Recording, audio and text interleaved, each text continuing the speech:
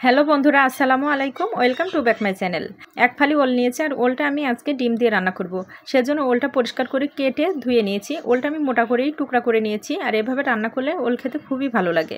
একটি বাটিতে বেশ কিছু পরিমাণ পেঁয়াজ কুচি আর 2টা কাঁচামরিচ কুচি করে নিয়েছি, সেগুলো দিয়ে দিলাম। আর সাথে দিলাম সামান্য পরিমাণ লবণ আর হলুদের গুঁড়া।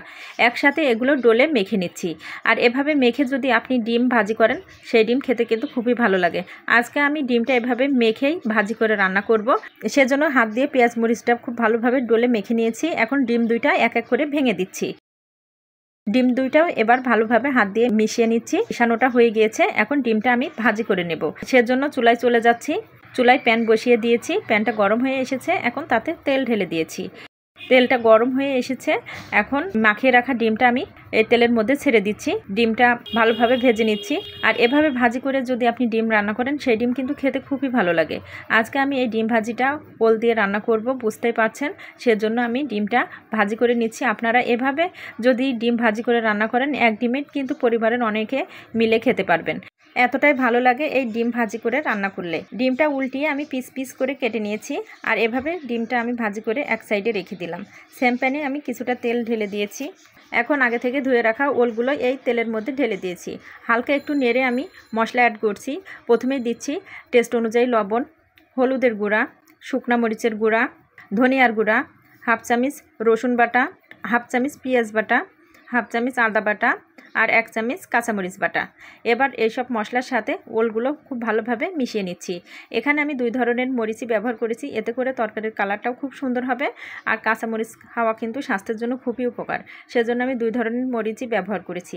মশলাটা খুব ভালোভাবে মিশিয়ে নেওয়া হয়ে গেছে, এখন পানি ঢেলে দিচ্ছি। এখানে আমি গরম পানি দিয়েছি। আপনারাও তরকারিতে অবশ্যই গরম পানি দিয়ে রান্না করবেন, এতে করে তরকারিটা দ্রুত সিদ্ধ হয়ে যাবে আর রান্নার পর খেতেও ভালো লাগবে। এখন একটা ঢাকনা দিয়ে ঢেকে দিচ্ছি 10 মিনিটের জন্য। 10 মিনিট মিডিয়াম আছে রান্না করে নিয়েছি। 10 মিনিট পর ঢাকনাটা সরিয়ে নিচ্ছি। ঢাকনাটা উঁচু করার পর আমি আগে থেকে ভেজে রাখা ডিমগুলো এক এক করে উপরে দিয়ে দিয়েছি।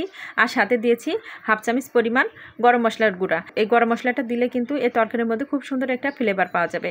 আবারও ঢাকনা দিয়ে ঢেকে দিলাম তরকারিটা হয়ে আসা পর্যন্ত। এবার ঢাকনাটা সরিয়ে নেওয়ার পর দেখতেই পাচ্ছেন ঝোলটাও কমে এসেছে আর সব কিছু উপকরণই কিন্তু সিদ্ধ হয়ে গেছে। আমি একটা ওল উঠিয়ে দেখিয়ে দিচ্ছি। দেখেন ওলটা কত সুন্দর সিদ্ধ হয়ে গিয়েছে, এতেই বোঝা যাচ্ছে যে তরকারিটা হয়ে এসেছে। এই পর্যায়ে তরকারিটা আমি তেলে দেবো, সেজন্য চুলা থেকে নামিয়ে নিচ্ছি। চুলা থেকে নামিয়েই আবার প্যান বসিয়ে দিয়েছি এবং তাতে তেল ঢেলে দিচ্ছি। এই তেলের মধ্যে বেশ কিছু পরিমাণ পেঁয়াজ কুচি আর রসুন কুচি দিয়ে দিচ্ছি। দিয়ে কিছুক্ষণ ভেজে নিচ্ছি।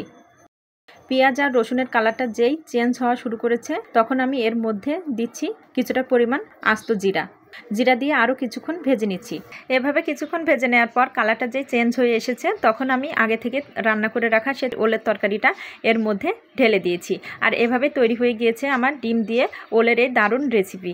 আর এভাবে যদি আপনারা ডিম দিয়ে ওল রান্না করেন, তাহলে খেতে খুবই ভালো লাগবে। আশা করি যারা ওল খেতে ভালোবাসেন, অবশ্যই এভাবে বাসায় একদিন ট্রাই করবেন, দেখবেন অত্যন্ত ভালো লাগবে খেতে।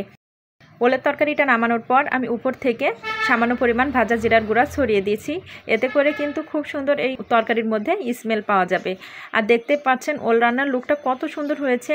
আশা করি আজকের এই ভিডিওটি আপনাদের কাছে অত্যন্ত ভালো লেগেছে। ভালো লাগলে প্লিজ আমার চ্যানেলটি সাবস্ক্রাইব করবেন, লাইক দিয়ে পাশে থাকবেন। আর রেসিপিটি কেমন হয়েছে অবশ্যই কমেন্টস করে জানাবেন। সম্পূর্ণ ভিডিওটি দেখার জন্য সবাইকে অনেক অনেক ধন্যবাদ। আল্লাহ হাফেজ। আসসালামু আলাইকুম।